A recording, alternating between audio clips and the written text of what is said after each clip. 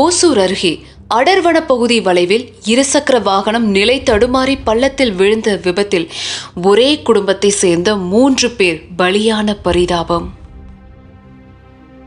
கிருஷ்ணகிரி மாவட்டம் ஓசூர் அடுத்த ஜோகிட்டி கிராமத்தை சேர்ந்த நாகராஜ் ரத்னம்மா தம்பதி மற்றும் அவங்களுடைய மகனான நவீன், இவங்க 3 பேரும் இருசக்கர வாகனத்துல போயிட்டு இருந்திருக்காங்க.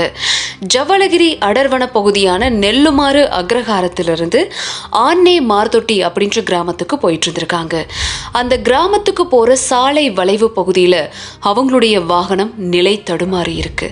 நிலை தடுமாறி 10 அடி உயர பள்ளத்துல கவிழ்ந்து பாறையின் மீது விழுந்திருக்கு. அப்படி விழுந்ததுல கணவன், மனைவி உட்பட 3 பேரும் சம்பவ இடத்திலேயே உடல் நசுங்கி பரிதாபமா உயிரிழந்திருக்காங்க.